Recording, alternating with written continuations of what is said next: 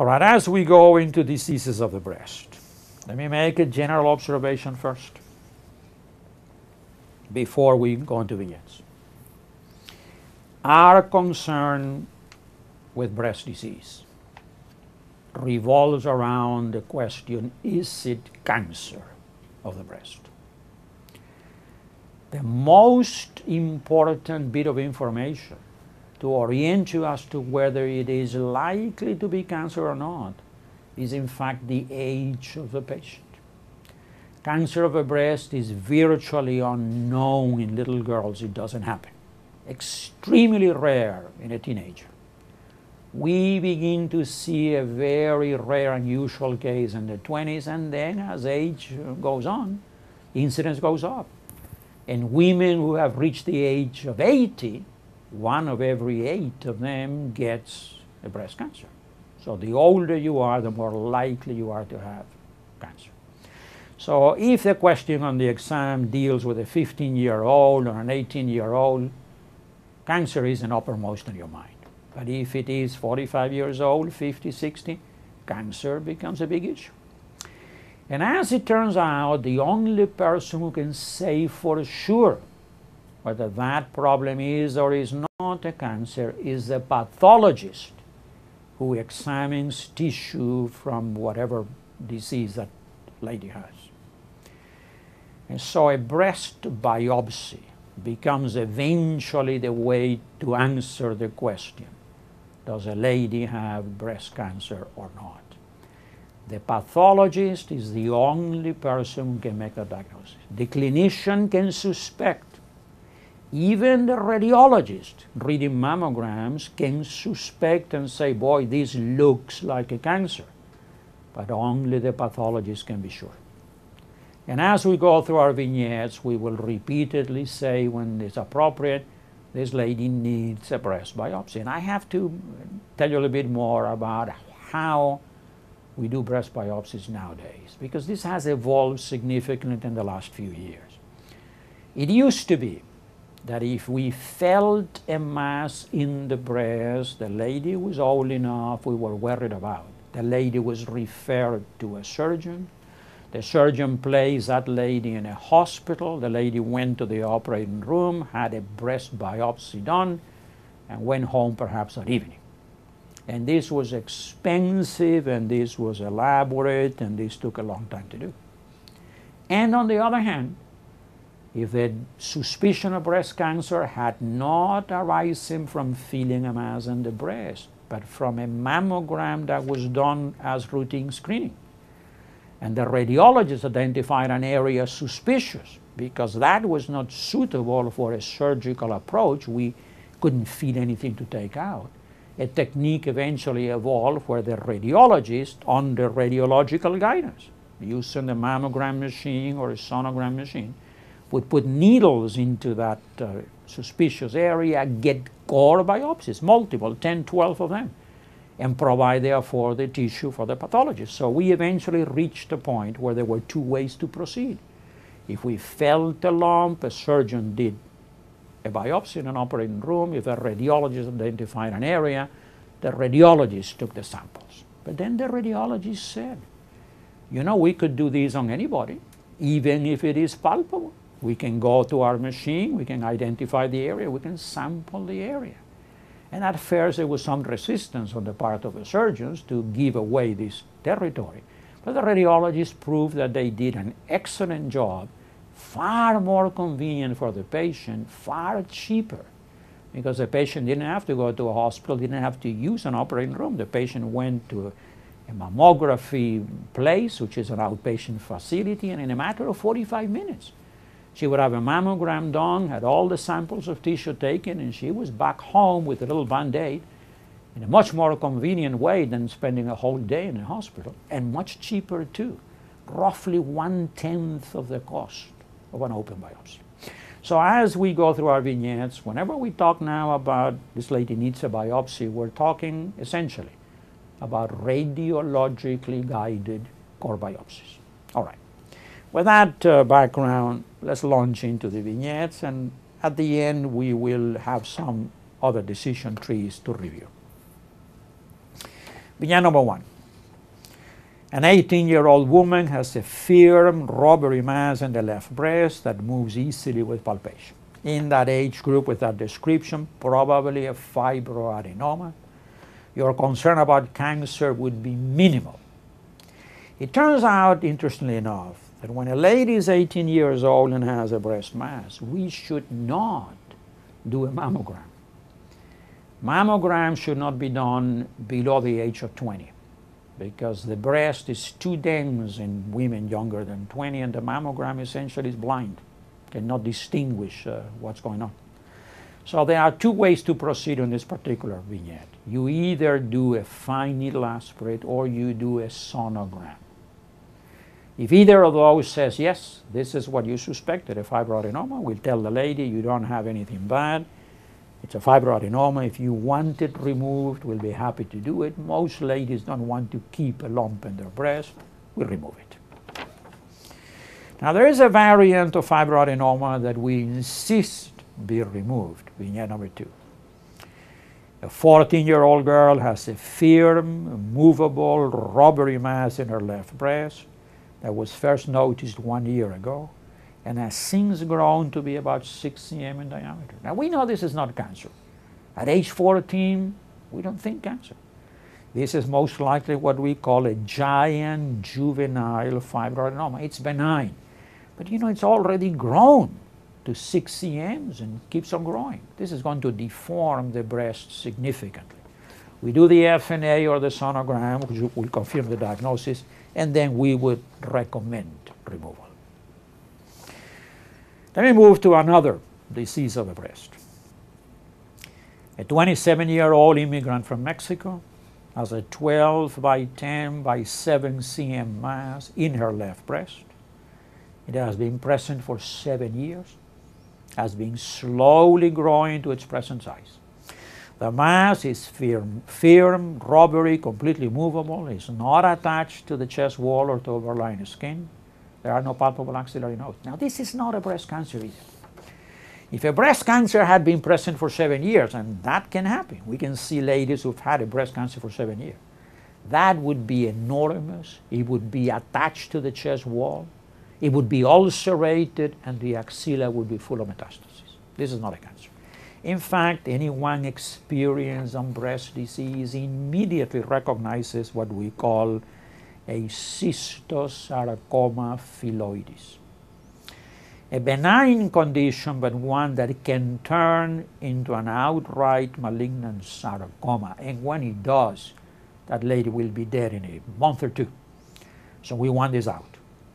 You need tissue diagnosis, for which you need a little sample of the tissue of the tumor, and then we do margin-free resection.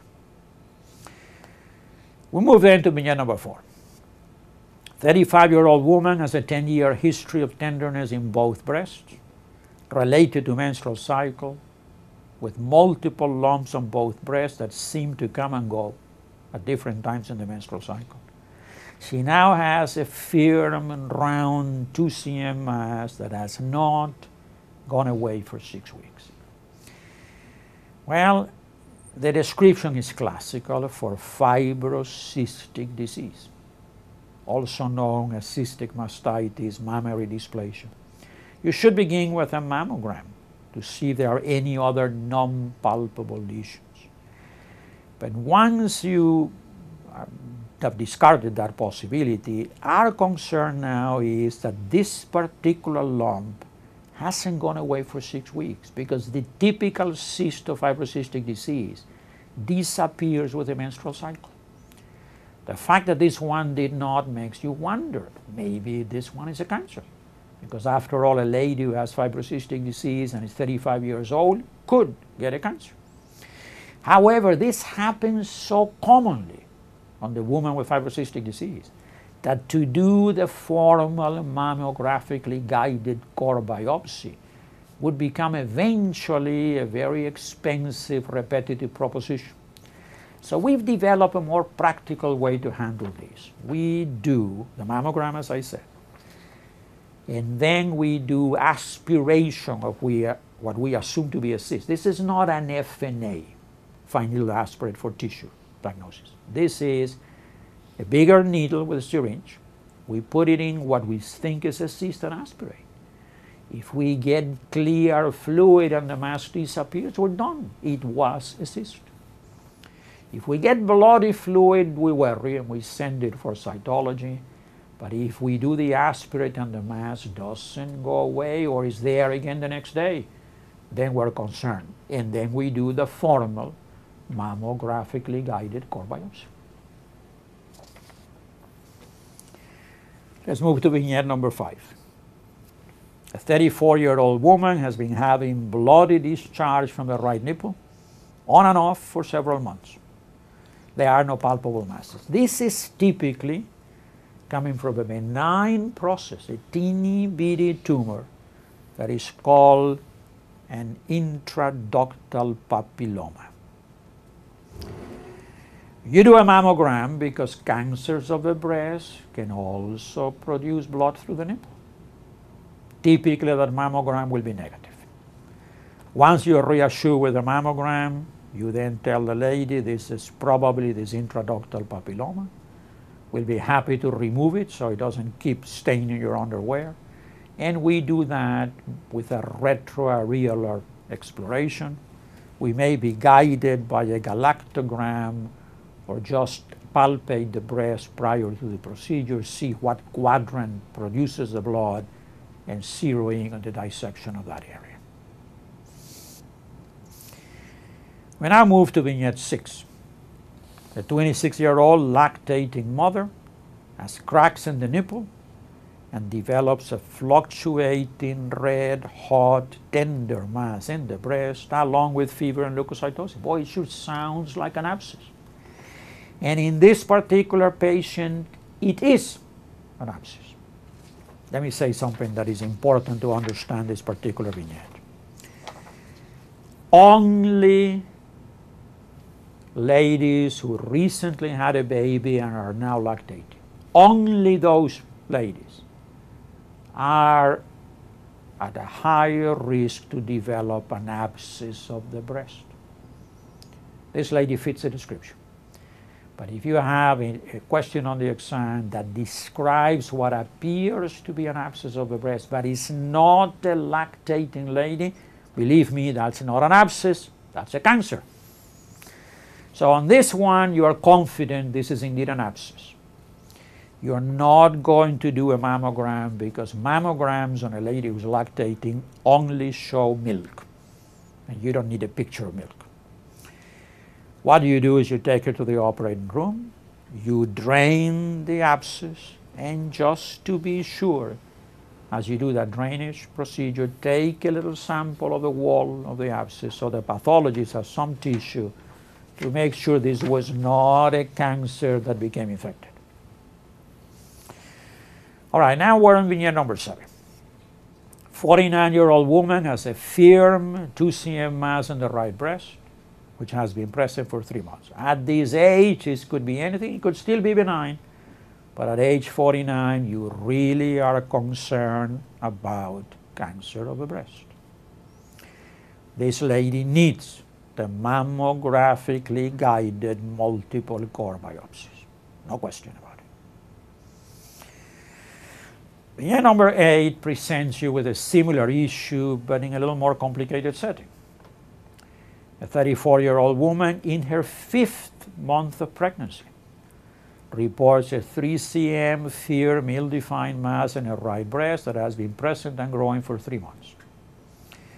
Let's talk about cancer of the breast in the pregnant woman. We can do the diagnostic studies. So we shield the fetus, but we can proceed with a mammographically guided core biopsy that this lady clearly needs. If it were to be cancer, I'm going to get ahead of ourselves a little bit, but if it were to be cancer, our only limitations would be no chemotherapy during the first trimester and no radiation therapy at any time during the pregnancy. Otherwise, no limits, and I have to point out something more. It is not necessary at all to terminate the pregnancy. Let me tell you why I'm saying this. It used to be that we had made the observation, I'm talking about 20, 30 years ago. We had made the observation that every time we saw cancer of the breast on a pregnant lady, that tumor grew rapidly, metastasized widely. It behaved in a very aggressive fashion. And our assumption was the pregnancy makes that tumor be bad. And our advice used to be to terminate the pregnancy.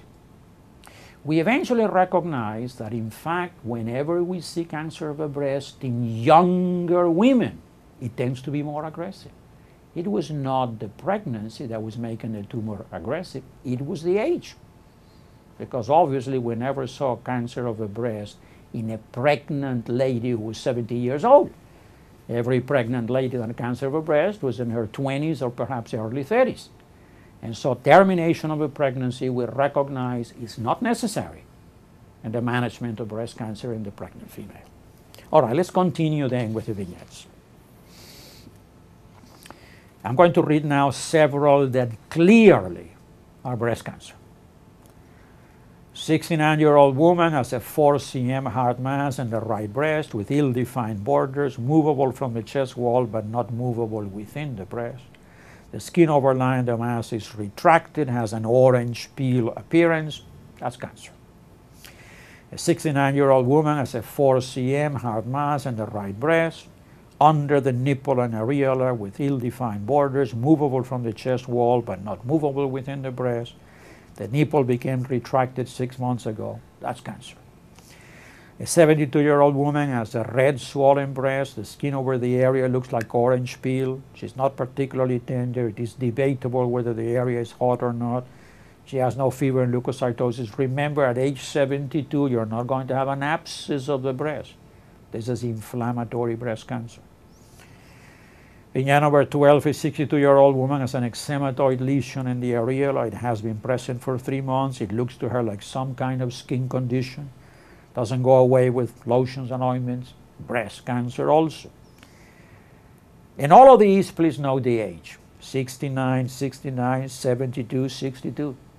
You know, that's the age when we see breast cancer. Every one of these, the correct answer on the exam would have been mammographically guided core biopsies. Let me read one more. Vignette 13. A 42-year-old woman hits her breast with a broom handle while doing her housework. She noticed a lump in that area at the time, and 1 week later the lump is still there. She has a 3 cm hard mass deep inside the affected breast and some superficial ecchymosis over the area. Now, don't let the history of trauma mislead you into what to do. Don't assume trauma is what gave the lump. The lump may have been there all along. This is a lady in the age where cancer can occur. And regardless of the history of trauma, she needs the mammographically guided core biopsy. Vignette number 14, a 58-year-old woman discovers a mass in her right axilla. She has a discrete, hard, movable 2 cm mass. Physical examination of her breast is negative, and she has no enlarged lymph nodes elsewhere. If these were a 22-year-old, you think of lymphoma. In this age group, you think of breast cancer. Start with a mammogram. You may recognize a primary tumor in the mammogram. If you don't, you may want to just take the node out and find out what it is. Give it to the pathologist. Now, vignette 15 talks about a mammogram. Let me point out to you that you are not going to be asked in the USMLE to read mammograms. It's a highly specialized skill. Radiologists that are fully trained, board certified, if they are going to read mammograms, they undergo additional training for that. But you are expected to know what do they look for. And here it is. Vignette 15. A 60-year-old woman has a routine screening mammogram. The radiologist reports an irregular area of increased density with fine microcalcifications that was not present 2 years ago on a previous mammogram. That's what they look for. They review the mammogram that was not done now, compare it with the one from the year before, And if they find a new area that wasn't there before, and that area has irregular edges, increased density, fine microcalcifications, this is what they worry. And they would obviously recommend that mammographic guided core biopsies be done. Let's now talk about what do we do once we have diagnosed breast cancer. We're now in vignette 16. A 44-year-old woman has a 2 cm palpable mass in the upper outer quadrant of her right breast. A core biopsy shows infiltrating ductal carcinoma. That is the regular type of breast cancer. The mass is freely movable. Her breast is of normal, rather generous size. She has no palpable axillary nodes. The mammogram showed no other lesions. Here is the therapy for breast cancer. Typically, it begins with an operation, but typically it doesn't end with an operation. If a tumor is resectable, we begin with an operation, which then is followed almost invariably by chemotherapy and, if appropriate, hormonal therapy. But we start with the operative intervention. If we have, like in this case, a small tumor in a big breast and the tumor is far away from the nipple and areola, we don't need to sacrifice the entire breast. This lady doesn't need a mastectomy. We can do what is called a lumpectomy or segmental resection, provided she agrees to have radiation therapy afterwards. If we do not take the entire breast out in which there is a cancer, radiation therapy is mandatory. If the tumor, on the other hand, is bigger, let me read the next vignettes. A 62-year-old woman has a 4 cm hard mass under the nipple and areola of her smallish left breast. A core biopsy has diagnosed infiltrating ductal carcinoma. There are no palpable axillary nodes. The mammogram shows no other lesions. If the tumor is big, the breast is small, the tumor is right under the nipple and areola, then you cannot remove the tumor and save the breast. You cannot do a lumpectomy. So this lady needs a modified radical mastectomy. And either of these, the two that we read, the previous one that could get a lumpectomy, this one that needs a mastectomy, they also need, as part of our operation, what we call axillary sampling. It used to be we empty the axilla, gave that tissue to the pathologist. We're more sophisticated now. We do what is called a sentinel node biopsy. We inject some radioactive material in the tumor, inject a blue dye, eventually identify a radioactive and blue node in the axilla, which is the node that got the effluent from the tumor. And that's the only one, that node, or maybe 2 or 3 that may be together, the only ones that we biopsy. That's what we call a sentinel node biopsy. And we do this to gain further information, to guide us on therapy that would be required after the operation. Now, there are other variants of breast cancer. Let me have a couple of examples. A 44-year-old woman has a 2 cm palpable mass in the upper outer quadrant of her right breast. A core biopsy shows lobular cancer. A 44-year-old woman has a 2 cm palpable mass in the upper outer quadrant of her right breast. A core biopsy shows medullary cancer. These we treat the same way as we treat the standard infiltrating ductal carcinoma. No difference. Vignette number 20. A 52-year-old woman has a suspicious area on mammogram. Multiple radiologically guided core biopsies show ductal carcinoma in situ. Now this one is different. In situ means this is a very early tumor. It cannot yet metastasize. So in this case, we don't need to find out what's going on in the axilla. We don't need the sentinel node biopsy. All we need is, if it's only a 1 quadrant of a breast involved, a lumpectomy and radiation. If it is several areas throughout the breast, a mastectomy. But we don't need to do anything with the axilla. The number 21 is a topic we talked already about. Let's repeat a little bit. A 32-year-old woman in the 7th month of pregnancy is found to have a 2 cm mass in her left breast. Mammogram shows no other lesions. Core biopsy reveals infiltrated ductal carcinoma. We can treat it the usual way. If it is small tumor, we'll do a lumpectomy. We know it's got to be followed by radiation, but we can not do the radiation until the pregnancy is over. And we cannot do chemo in the first trimester. But otherwise, we treat breast cancer in a pregnant lady as if she was not pregnant. Vignette number 22 shows you one of those things we still occasionally see that are very sad. A 44-year-old woman shows up in the ER because she is, quote, bleeding from the breast. Physical examination shows a huge fungating ulcerated mass occupying the entire right breast and firmly attached to the chest wall. The patient maintains that the mass has been present for only a few weeks, but a relative indicates it's been there at least 2 years, maybe longer. Neglected breast cancer, tragic. We still see this. We can still help. We do a biopsy, confirm that this is breast cancer. And what we do when it's this extensive is we reverse the typical sequence of treatment. Instead of beginning with surgery, which we cannot do in this case, we begin with radiation and chemo. And if we are successful and shrink that tumor, we may then do a palliative mastectomy. It will be palliative because we cannot cure a lady with this extensive disease. We can still help this lady. Let's move now to vignette number 23. A 37-year-old woman has a lumpectomy and axillary dissection for a 3 cm infiltrating ductal carcinoma. The pathologist reports clear surgical margins and metastatic cancer in both of the sentinel axillary nodes that were removed.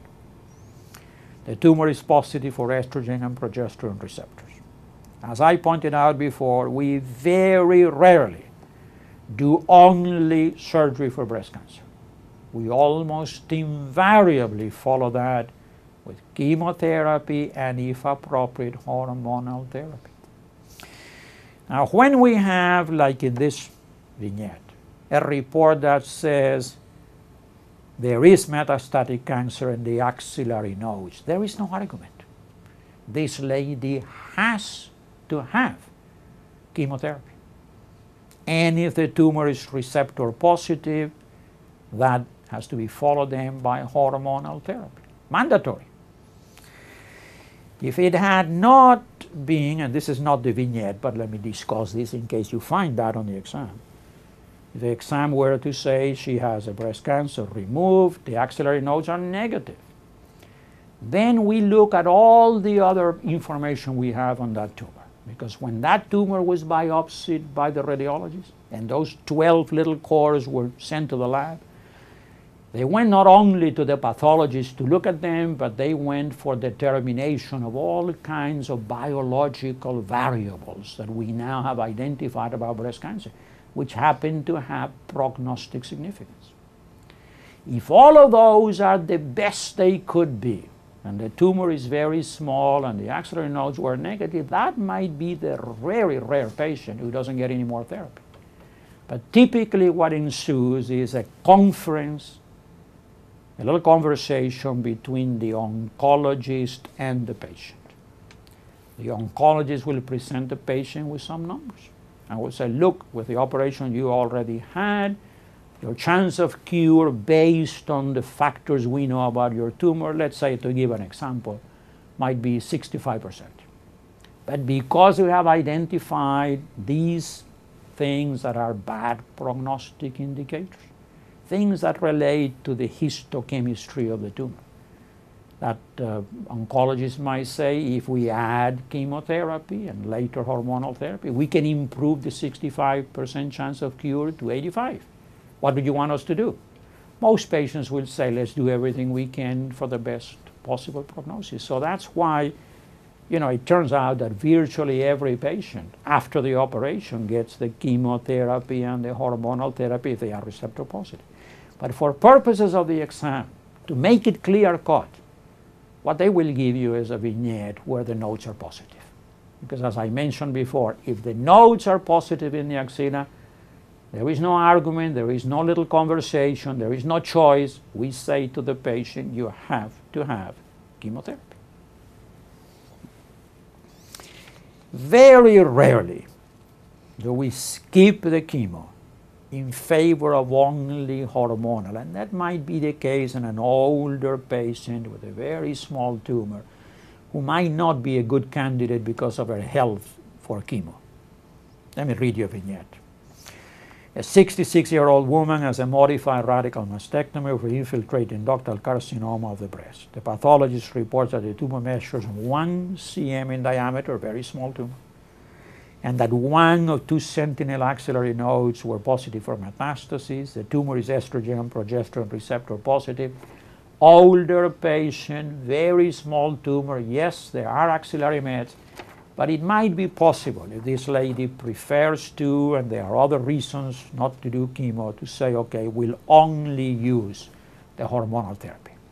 The hormonal therapy, incidentally, if it is a premenopausal woman, it is tamoxifen. If it is a postmenopausal woman, it is anastrozole. All right, let's go to a reminder. Let's cut away from my face. Let's look at words on the screen. A reminder of some of the things we talked about breast cancer and a few pictures that we can look at. Here is a picture of that retraction of the skin we call the pudorhange, which is classical for breast cancer. And here is a mammogram that shows a breast cancer.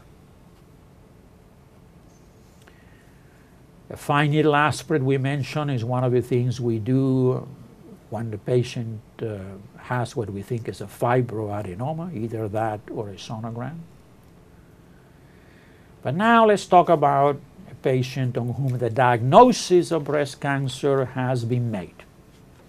The radiologically guided core biopsies have returned a verdict: this is cancer. We ask ourselves at the very beginning, is it operable or inoperable? Which has to do with local excision. If it is operable, we do surgery first. In most cases, follow with chemotherapy and hormonal therapy.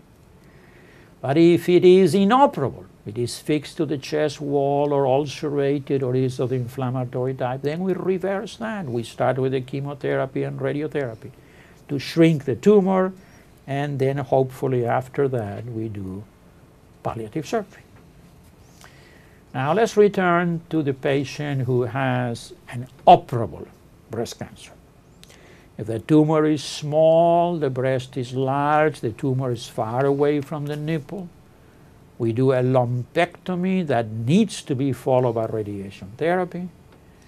But if the tumor is large, the breast is small, the tumor is near the nipple, then we need to do a modified radical mastectomy. In both cases, we need a sentinel node biopsy as well. Let's talk now about the postoperative management. If the pathologist says the axillary nodes were positive for cancer, mandatory chemotherapy. And if the tumor is estrogen and progesterone receptor positive, we follow the chemotherapy with hormonal therapy for several years. And if it was a lumpectomy, with radiation. If it is a premenopausal lady, we use tamoxifen for the hormonal manipulation. And if it is a postmenopausal lady, then we use anastrozole. Now, what if a report from the pathologist says the axillary nodes do not have metastases? Well, then we review all the other prognostic information. We look at the tumor size, the biological characteristic of the tumor, and a conference is held between the oncologist and the patient. And unless the above information is very favorable, we usually end up using chemotherapy as well as hormonal therapy if the tumor is receptor positive. And that's the end of this series of words on the screen. We still have 2 vignettes before we reach, in fact, the end of diseases of the breast.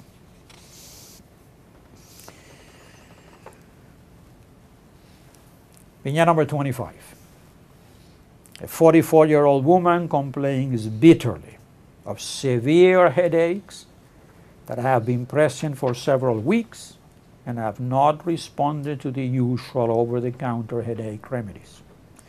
She's 2 years post-op from modified radical mastectomy for a T3N2M0 cancer of the breast, and she had several courses of post-op chemotherapy, which she eventually discontinued because of the side effects. Now, the bottom line here, there are a lot of details here, but the bottom line is this lady had breast cancer 2 years ago, and it was a big one, T3N2. That means a big primary tumor with lots of positive nodes. And now she's complaining of headaches. Now, this is not a trivial thing. These headaches are very likely brain metastases. She needs, at the very least, a CT scan of her head. Many oncologists would insist on an MRI because the MRI is better to look at brain tumors, but either a CT scan or an MRI would be in order. And the next vignette is sort of a variant of the same situation. 39-year-old woman completed her last course of postoperative adjuvant chemotherapy for breast cancer 6 months ago. She comes to the clinic complaining of constant back pain for about 3 weeks. She's tender to palpation over 2 well-circumscribed areas in the thoracic and lumbar spine. This is probably metastasis. Metastasis to her vertebral pedicles, which is a favorite place. That's where the pain is. The most sensitive test in terms of the earliest findings would be a bone scan. If positive X-rays are needed to rule out benign lesions for the scan to light up. X-rays will show if this same metastasis, if it's a little bigger and more advanced. And CT or MRI could also be used for the diagnosis. And in any event, we need to identify the metastatic area so we can give radiation to it, and maybe the orthopedic surgeons can do something to prevent collapse of those vertebral bodies. And now that brings us to the end of the chapter on diseases of the breast.